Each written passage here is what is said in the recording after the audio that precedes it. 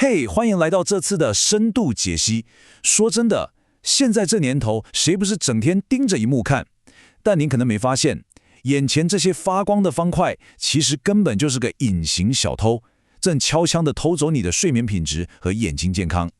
今天我们就要来彻底拆解这场数位危机，帮你打造一套超科学的看蓝光护盾。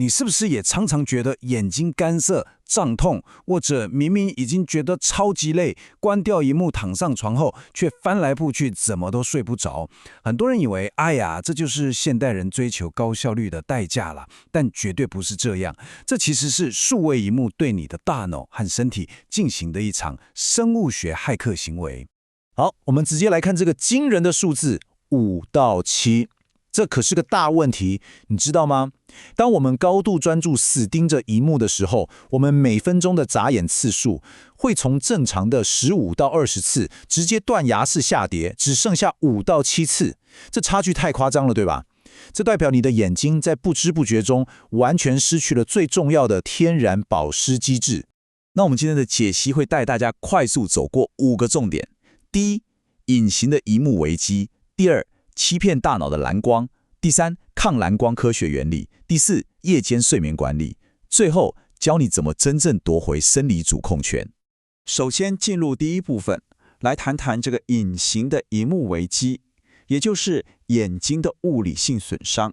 其实荧幕发出来的光跟我们外面的自然光完全不一样。荧幕全都是由无数个小像素点拼凑出来的，这会逼着你眼睛里的睫状肌不断的去重新对焦。想象一下，这简直就像是逼你的眼部肌肉去跑一场没有终点的马拉松一样。长时间下来，睫状肌当然会紧绷，甚至痉挛。这也就是我们常听到的数位视觉疲劳。所以你看，把刚刚提到的眨眼次数锐减加进来，覆盖在眼球上的泪膜会蒸发得超级快，再加上睫状肌不断紧绷痉挛，这两种物理性的机械疲劳在你上班或是追剧的时候就不断再累积，最后的结果呢，就是眼睛酸痛、干涩，甚至视力开始模糊，这完完全全就是物理机制上的连锁反应。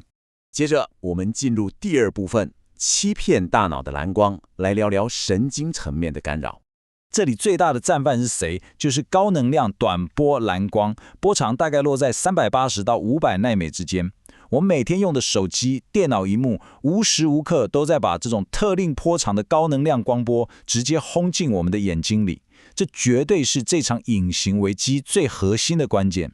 为了搞懂这件事，我们要认识眼睛里一个超酷的构造，叫做 iPRGCs。名字听起来很复杂，对吧？但别担心，简单来说，它就像是你视网膜内建的环境光感测器。它的工作不是帮你看清楚形状或颜色哦，它是专门用来侦测蓝光，然后直接跟大脑报告现在环境亮度的。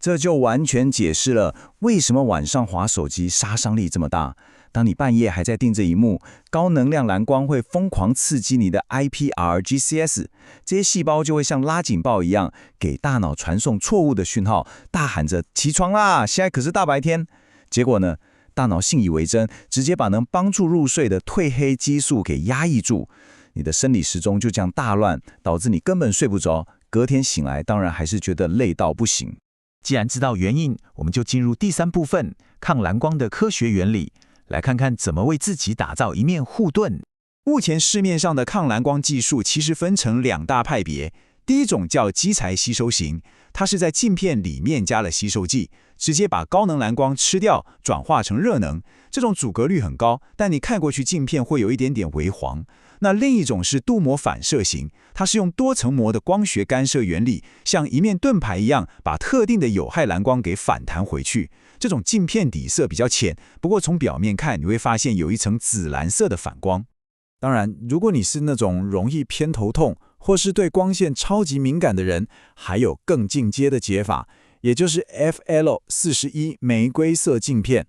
它超级精准，专门拦截480到520奈米这段青绿色光波，因为这段光波就是诱发神经过度刺激的罪魁祸首，只要把它挡下来，就能非常有效地减轻畏光，还能大幅降低头痛发作的频率呢。了解工具后，第4部分我们来谈谈夜间睡眠管理。也就是策略性的应用。重点来了，这是一套科学实证的夜间守则，强烈建议你在睡前2到3个小时换上那种高阻隔率的琥珀色或橘黄色抗蓝光眼镜。为什么？因为这能精准拦截掉会抑制褪黑激素的460到480奈米核心波段。戴上它，你等于是在视觉上直接帮大脑创造出一个虚拟的人工黑暗，这能完美骗过大脑，让褪黑激素乖乖的自然分泌，帮你找回深层的好睡眠。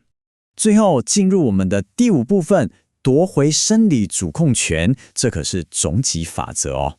在这里必须打破一个天大的迷思，千万别以为戴上抗蓝光眼镜，你的眼睛就天下无敌了。抗蓝光眼镜的确能解决神经系统的光线干扰，但它完全没办法解决我们一开始提到的，因为死盯荧幕造成的睫状肌紧绷和物理性的肌肉疲劳。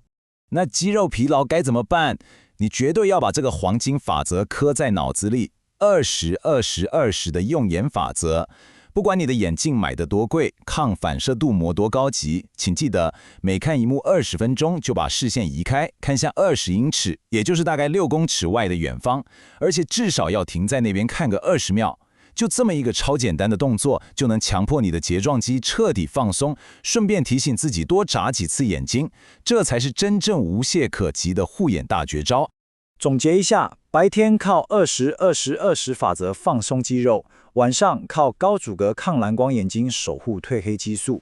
那么我想请问大家，你是要继续让这些发光的萤幕绑架你的睡眠跟生理时钟，还是准备好利用科学把身体的主控权给抢回来？只要把这套指南用在生活里，我们不仅能在这个高度运算的 AI 时代让双眼保持舒适，更能帮大脑赢回深层的修复。准备好用最专注的状态迎接每一天了吗？感谢你收看这次的解析，我们下次见喽。